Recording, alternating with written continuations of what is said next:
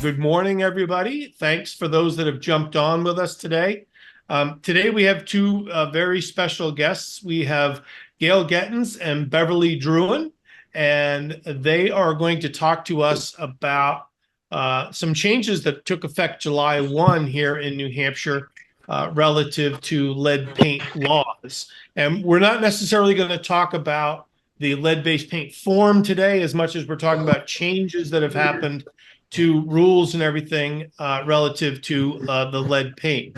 So one thing I would ask for those that have logged on, if you could mute yourselves so these ladies can chat with us. They're going to share some slides and we don't want any background noise. So Gail, I'll let you start the introductions and let you guys go for it. Thank you very much for jumping on.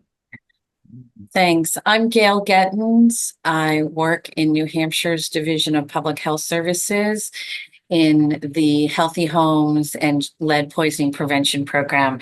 And I'm a child development specialist and I handle health communications for our section. And I'm here with my supervisor, Beverly Drouin. Beverly, I'll let you introduce yourself.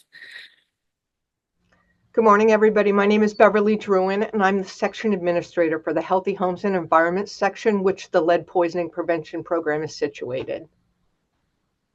So I'm going to start real quick with just some basic information on lead paint and lead exposure in New Hampshire. So you have a little bit of an understanding when Beverly moves into updating you on recent changes to the lead laws.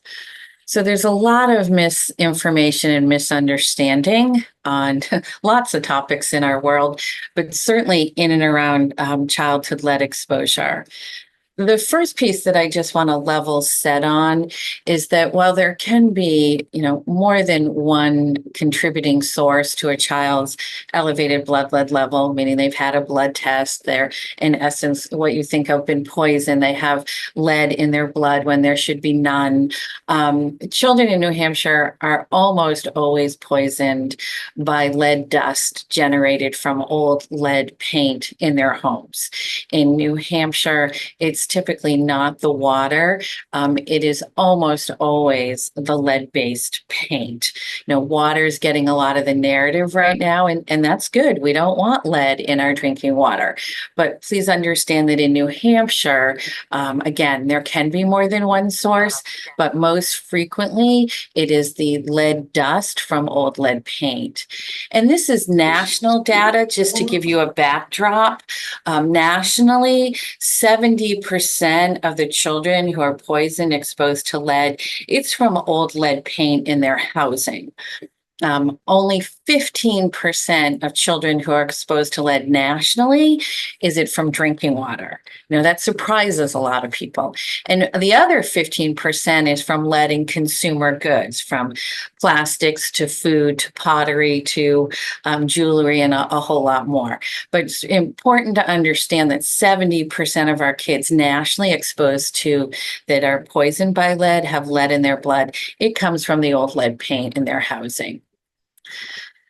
I often get the question when I explain, the typical cocktail party kind of thing, what do you do for work? And when I explain that I work in childhood lead poisoning, usually I get, well, is this really a problem? Or didn't we solve this? Or, and I try to explain that, yes, sadly, this is real in New Hampshire. This is 2022 data, our most recent data.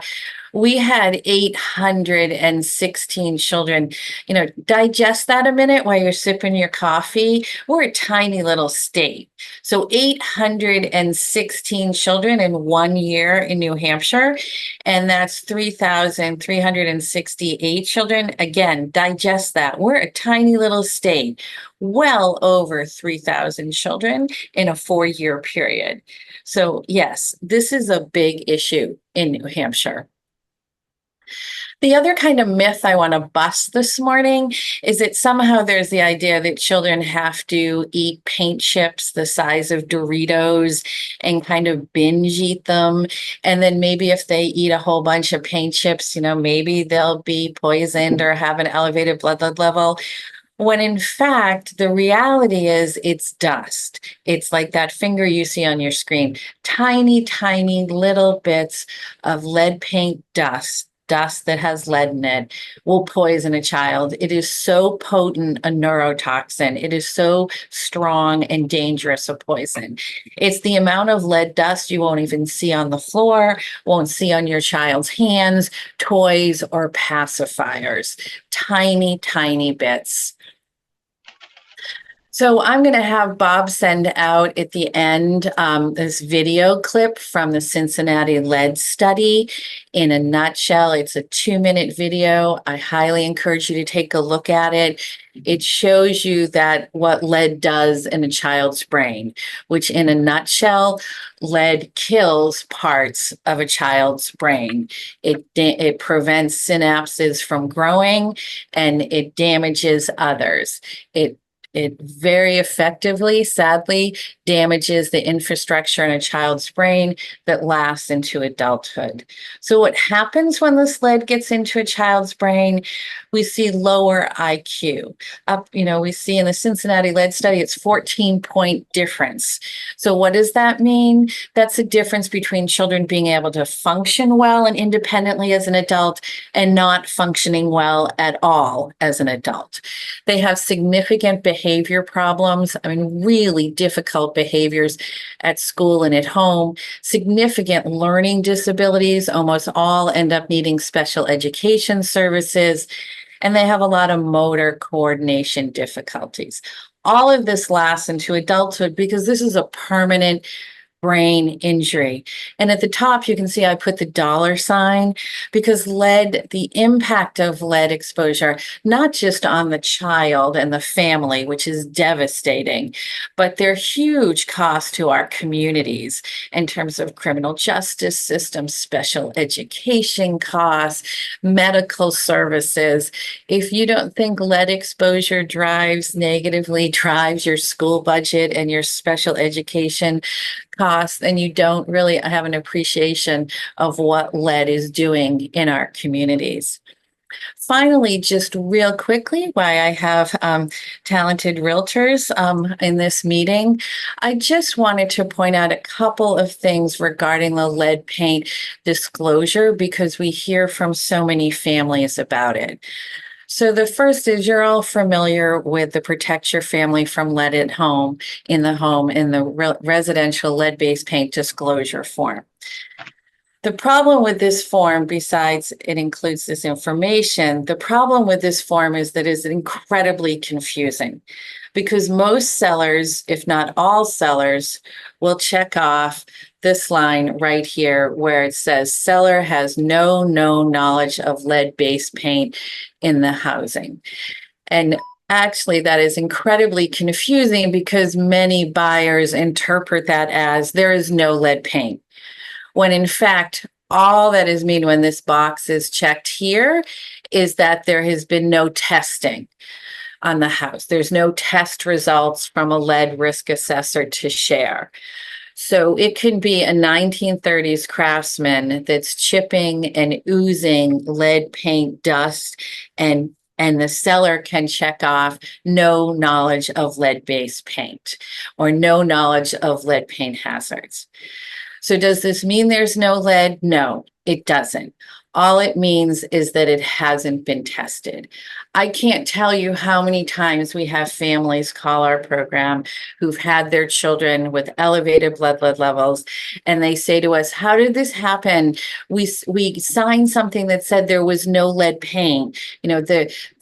The form said there was no lead paint, and they feel really duped when they understand what that really means. They feel like they weren't informed or weren't told or weren't educated as to what they were really signing.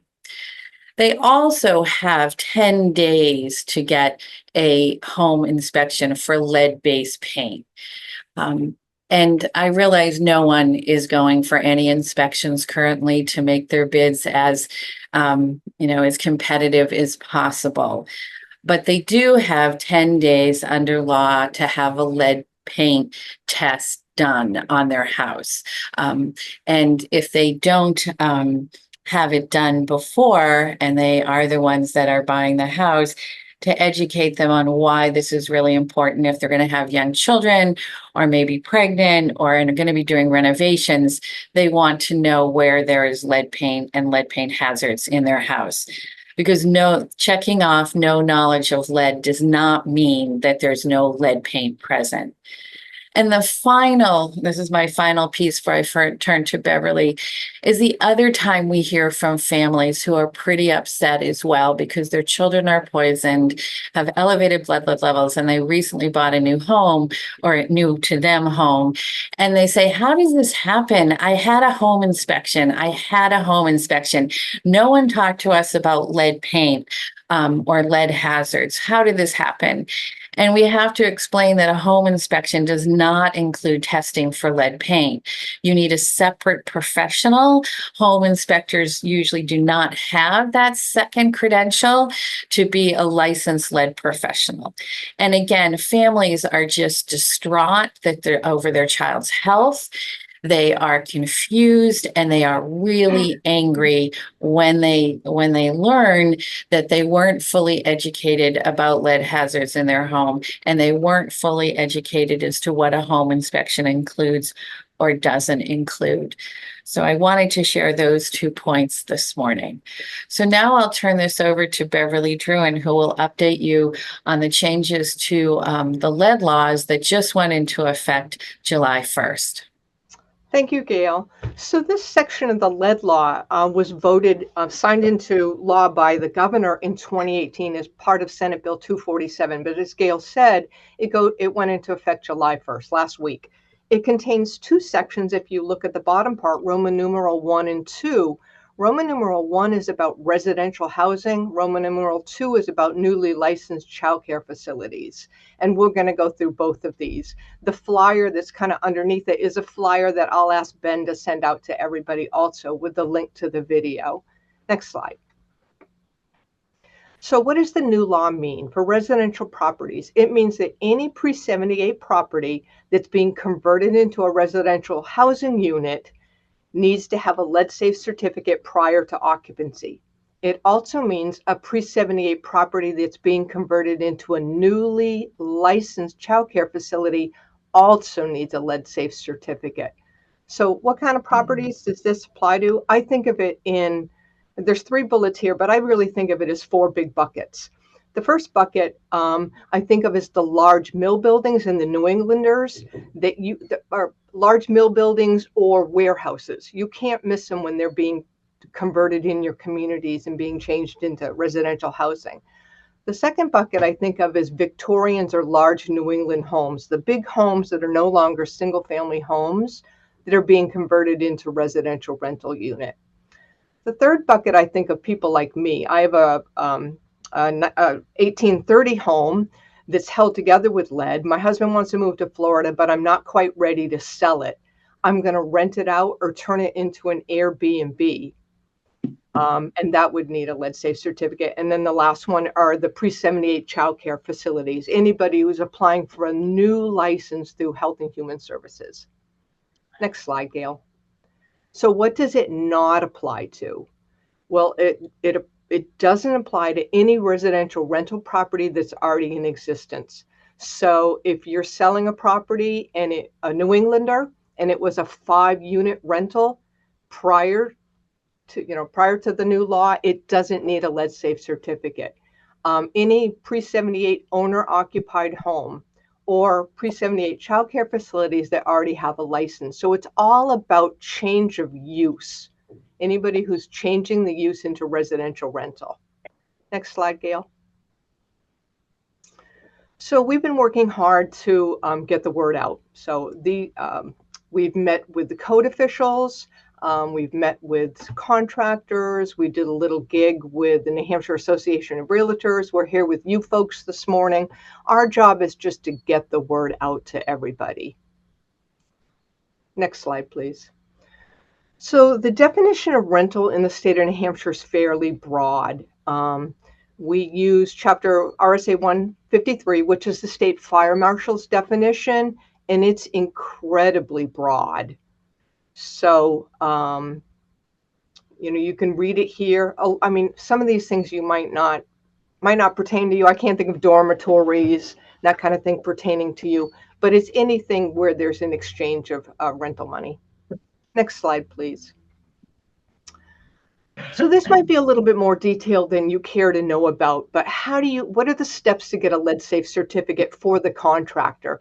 So a contractor, any any pre-78 structure that's being worked on in the state of New Hampshire, the contractor has to use lead safe work practices, which is the EPA renovate, repair, and paint. A licensed risk assessor is hired to verify if there are lead hazards, and I'll talk a little bit more about lead hazards shortly. If he identifies lead hazards after all the renovation remodeling is done, then they need to bring in an abatement contractor to remove the lead hazards. The contractor cleans the workspace, and when I'm talking about cleaning, I cannot stress the clean. It's HEPA, wet wash, HEPA vacuum, wet wash, cleaning within an inch of your life, because the risk assessor will come in and do a clearance inspection, and he's going to do dust swipes. And as Gail mentioned, you're cleaning something that's basically invisible to your eye. So the licensed risk assessor does a visual, he does dust swipes, they do soil samples, and then the property owner obtains a lead safe certificate. Next slide. So how do you find a licensed risk assessor? So Health and Human Services, none of our web pages have cute little URLs. So you'd go to Google, you'd Google New Hampshire Lead Poisoning Prevention Program, you'd get to the property owner page, or you could use this QR code here, and you'd get a list of licensed risk assessors. So these people are licensed through Health and Human Services. There's probably a little over a dozen of them across the state, and they are the people who you need to hire to get this lead safe certificate. Next slide. So what does a lead safe certificate look like? It's here on the right. It has 3 major sections, which include the property address. There's 3 certification statements, and then the risk assessor's credentials, name, signature, and that type of information. Next slide. The first section identifies what they are certifying. So are they certifying the inside, the outside, the common areas? Next slide. This is actually the first, a blow up of the first certifying statement. So you can see here that they're certifying what they have looked at. So if it's a complete renovation of a property, it would be the interior of all the units, any common areas, staircases, porches, exterior, soil. It would be the entire lot. Next slide. The second one is, did they do a lead inspection or a risk assessment? So for our purposes here today, it would be the second box. They would do a risk assessment. Next slide. And then they're signing off what their license is, who they are. You want to make sure, obviously, that they're a licensed risk assessor. Next slide.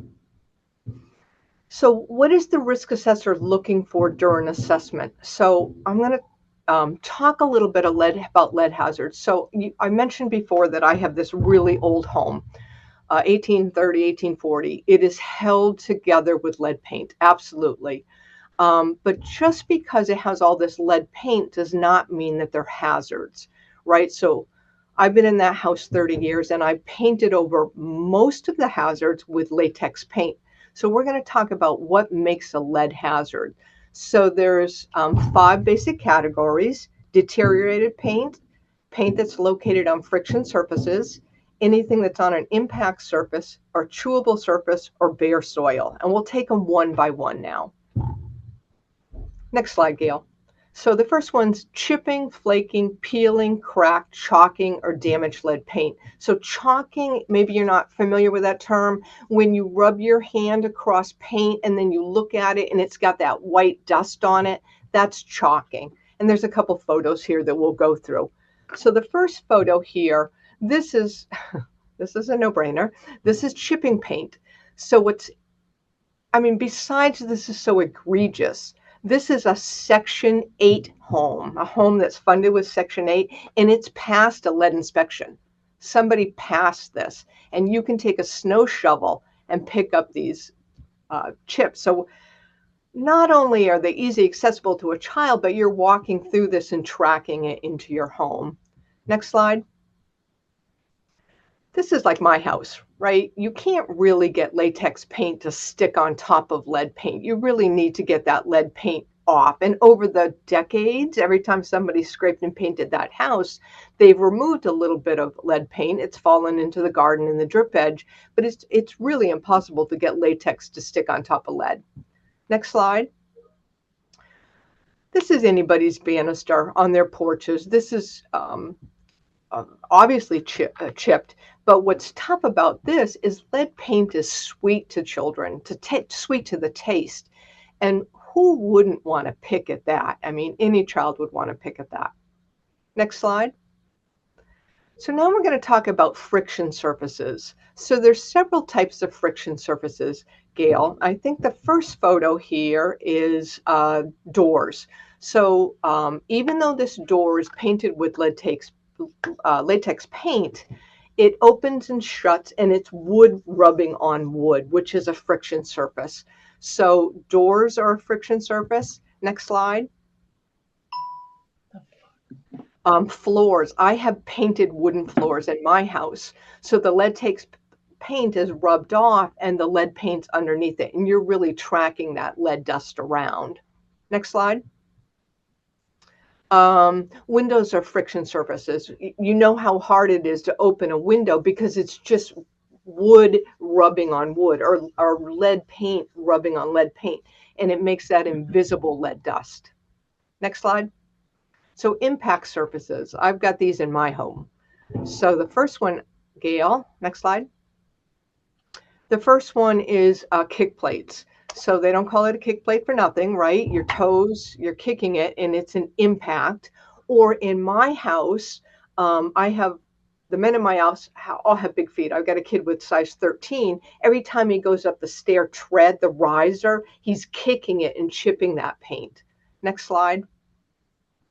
Window wells are impact surfaces. This is a window well. Every time you're lowering the sash and it bangs down into that window well, that's an impact, and it's making lead dust.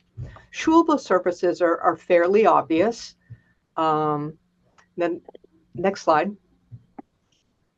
Children, window sills, stair risers, what are they called? Chair rails. Next slide.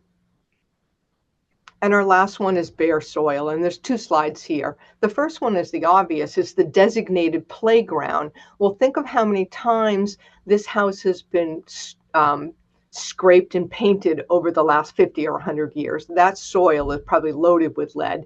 But the next slide happens in everybody's home, and it's the impromptu play areas. So this one's right in the drip edge. So that soil is probably screaming high with lead. My drip edge at my house is 5,000 parts per million lead. So I have it covered with bark mulch. I don't have children there, and I have it covered with gardens. Next slide. So I'm just going to touch on child care facilities really quickly. Who inspects them? So our municipal health officers in each one of our communities checks the child care facilities that are being licensed. They're receiving training through our program now. And to remind you that this new law only pertains to those child care facilities that are applying for a new license through Health and Human Services.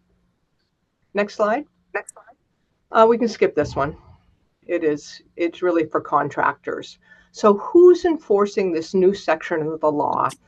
So we're working with code officials to get something up on their website so that when property owners and contractors and property developers go through for their occupancy permit, they're not surprised. But HEB 1600, which is the lead rules here in the state of New Hampshire, they're going through public comment this summer, and it has two proposed fines. One's for failure of the property owner to obtain the certification, and one's for failure of the newly licensed daycare facility to obtain the certification. And I think that's my last slide. And Gail and I are here for any questions you folks might have. I know that was That's awesome. a little fast, but No, not at all. Thank you guys very much. That's great information. And a few things that I didn't even really pay attention to, I guess, over the years that I've never thought about is, when we've talked about lead-based paint all the time, it's always, you open and close the windows and the windowsills where the kids are, and it's sweet tasting and all that. Never even thought about the effect of lead-based paint coming into the soils and things like that where kids may play. Never even crossed my mind to think about that, but it makes total sense now that you've mentioned that. One question I have, and then I'll ask if anybody on the call has any questions.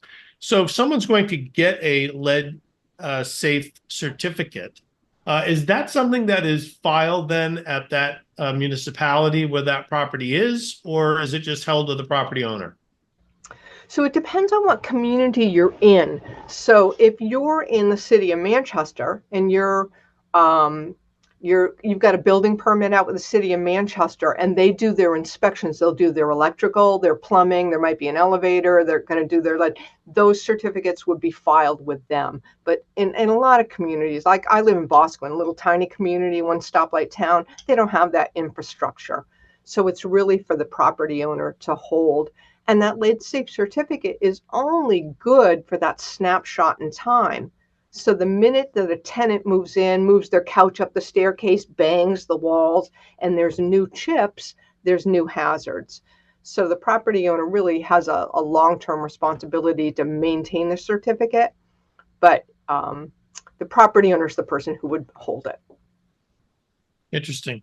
Okay, any questions from anybody? If you just want to raise your hand, John, go right ahead. All right, so I'm sorry for arriving a little late, but so the new law or laws go in effect primarily for childcare facilities. Is that correct?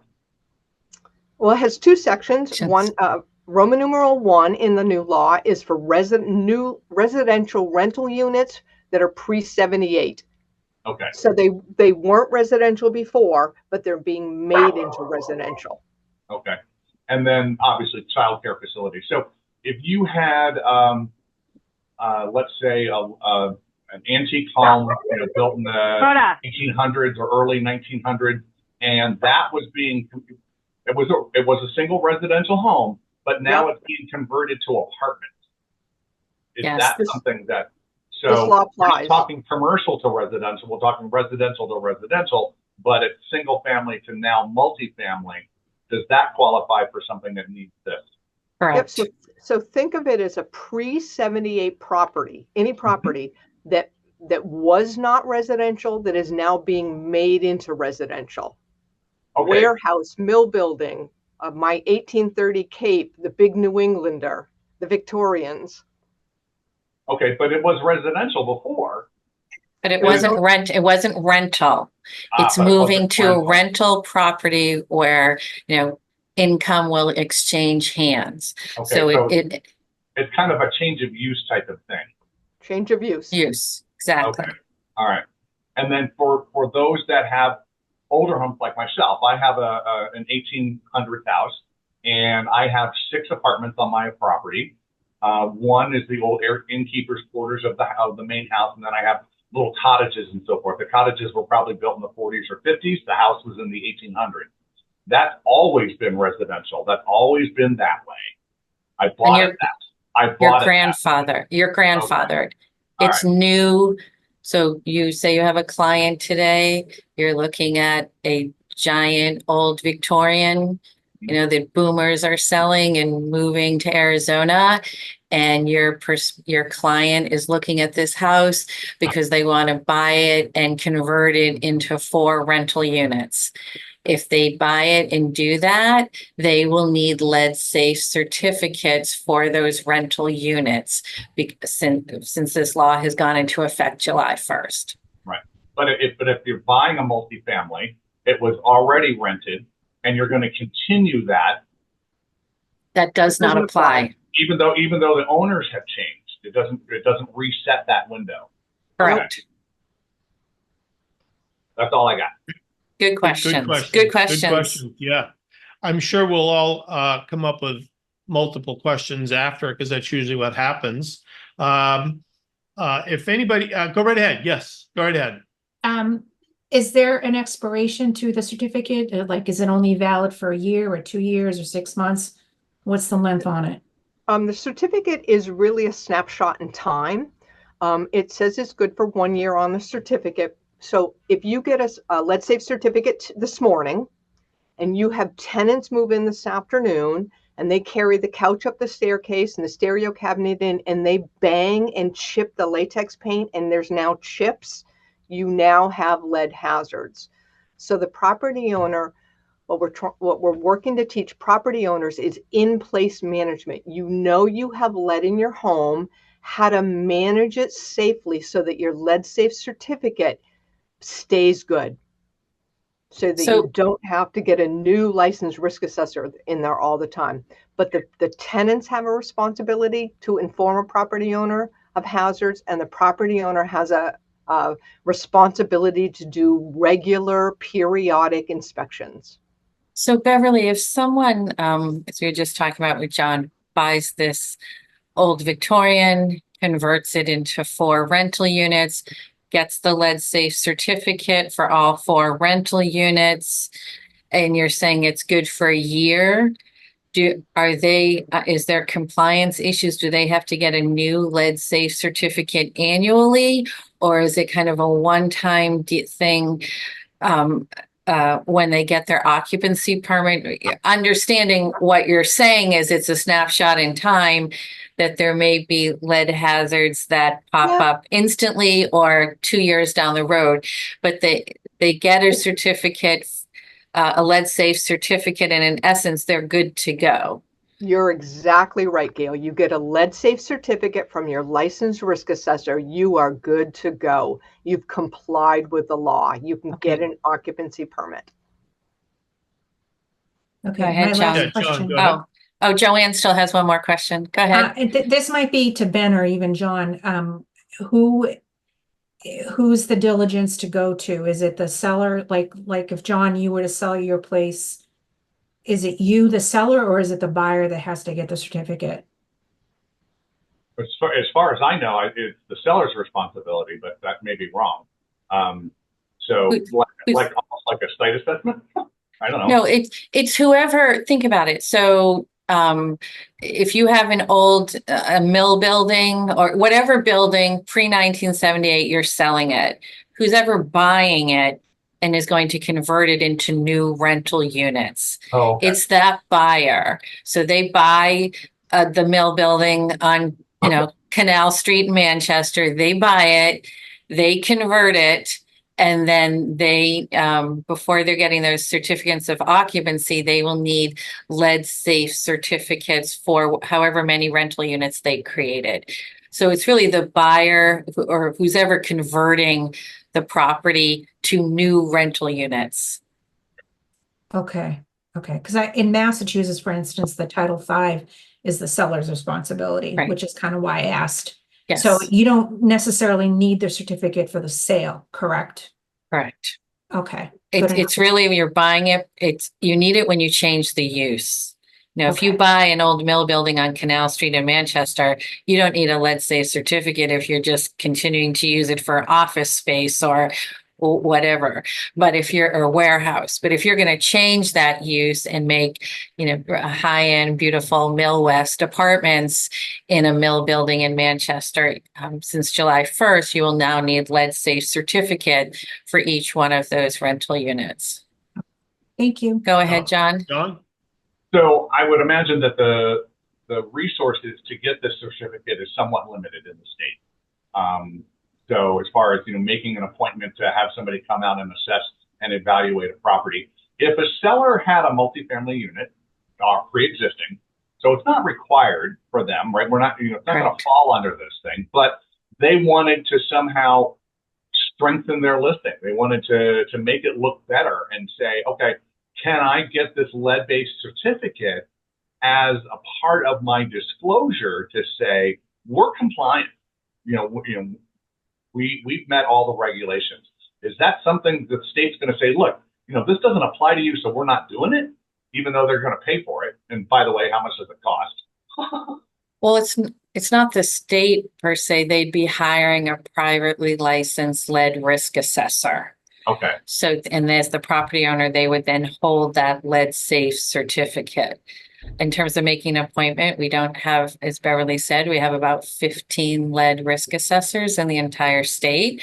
Yep. We sure wish we had more on that workforce, but you'd be hiring a private, like say you wanted to do it for your property, Sure. John, you would hire a privately licensed lead risk assessor to do that, to hopefully get lead safe certificates for all your rental units, your cottages, and your housekeeping apartment.